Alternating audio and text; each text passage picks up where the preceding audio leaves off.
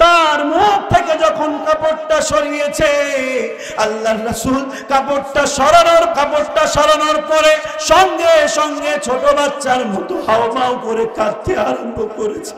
সাহাবায়ে কেরাম দেখে, হায় রে, এমন ভাবে তো আল্লাহর রাসূলকে কখনো কাঁদতে দেখি নাই। কাকে দেখে আল্লাহর রাসূল এমন ভাবে হাউমাউ করে কাঁদতে লাগলো? সাহাবায়ে কেরাম দৌড়ে এসে দেখে আল্লাহর রাসূল সাদ সালামীর লাশটা দেখে সাহাবীদেরকে বলে, সাহাবীরা, আমি সাদকে বলেছিলাম যোহরের নামাজের পরে তোর বিয়ে দিব, কিন্তু সাদ আমার কথা শুনে নাই।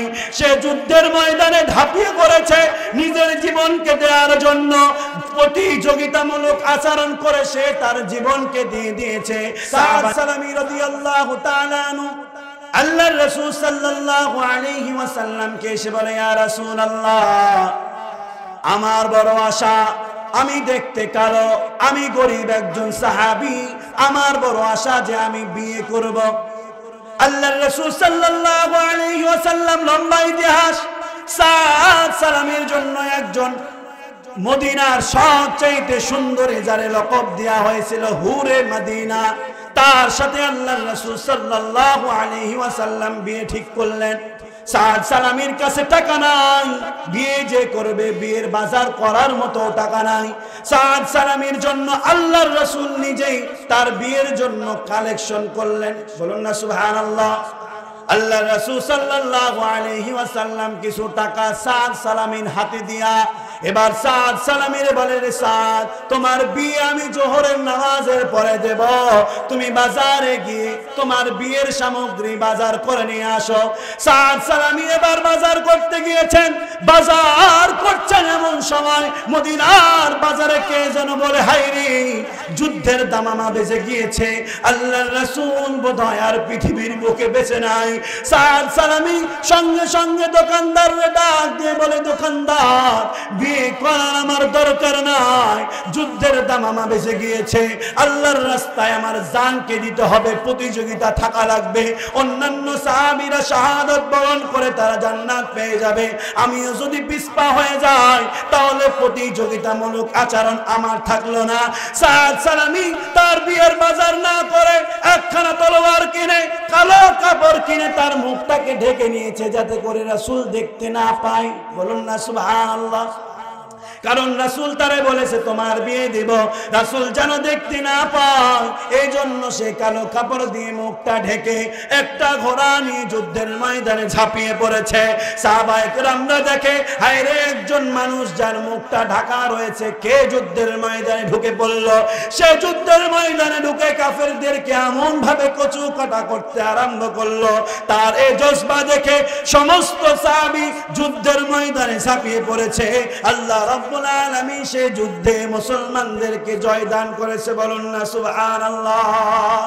আল্লাহ রাসূল সাল্লাল্লাহু আলাইহি ওয়াসাল্লাম শাহাদাত বরণকৃত সাহাবীগুলোর লাশগুলোকে যখন একত্রিত করছিলেন, আল্লাহর রাসূল এক এক করে লাশগুলো যখন এক জায়গায় করছিল, আল্লাহর রাসূল তাকায় দেখে একজন ব্যক্তি যার মুখটা ঢাকা রয়েছে, এক হাত নাই, পাটাও তার কেটে দেওয়া হয়েছে।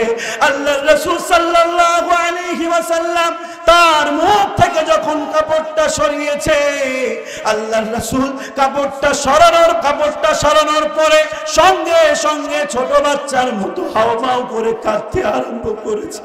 সাহাবায়ে কেরাম দেখে, হায় রে, এমন ভাবে তো আল্লাহর রাসূলকে কখনো কাঁদতে দেখি নাই। কাকে দেখে আল্লাহর রাসূল এমন ভাবে হাউমাউ করে কাঁদতে লাগলো? সাহাবায়ে কেরাম দৌড়ে এসে দেখে আল্লাহর রাসূল সাদ সালামীর লাশটা দেখে সাহাবীদেরকে বলে, সাহাবীরা, আমি সাদকে বলেছিলাম যোহরের নামাজের পরে তোর বিয়ে দিব, কিন্তু সাদ আমার কথা শুনে নাই, সে যুদ্ধের ময়দানে ঝাঁপিয়ে পড়েছে নিজের জীবনকে দেওয়ার জন্য, প্রতিযোগিতামূলক আচরণ করে সে তার জীবনকে দিয়ে দিয়েছে। সাহাবায়ে কেরাম বলে, নবী এমন ভাবে তো কখনো আপনারে কাঁদতে দেখি নাই। এই সাদ শুধু তো শাহাদাত বরণ করেছে এমনটা না, অন্যান্য সাহাবীরাও তো শাহাদাত বরণ করেছে, কিন্তু আপনি সাদের জন্যই কেন এমন ভাবে কাঁদেন? আল্লাহর রাসূল বলেন, সাহাবীরা সাদ যখন ইসলাম গ্রহণ করেছিল আমার কাছে এসেছিল, শুধুমাত্র একটা কম্বল গায়ে দিয়ে, তার কোনো পোশাক ছিল না। আমি সাদরে জিজ্ঞেস করেছিলাম, রে সাদ এমন অবস্থা তোর কে করলো? সাদ আমারে বলেছিল, ইয়া রাসূলুল্লাহ আমার বাবা বেঁচে নাই, আমার বাবা বেঁচে না থাকার কারণে আমি ইসলাম গ্রহণ করেছি। আমার চাচারা আমারে মারধর করেছে, আমার সব সম্পদ কেড়ে নিয়েছে, শুধু তা নয় আমার পরনের পোশাকটাও খুলে নিয়েছিল। এটা করেও তারা ক্ষান্ত হয় নাই। যুবকের সবচাইতে ইজ্জত হচ্ছে সম্মানী, আমার ইজ্জত আমার পরনের কাপড়টা পর্যন্ত তারা খুলে নিয়েছিল।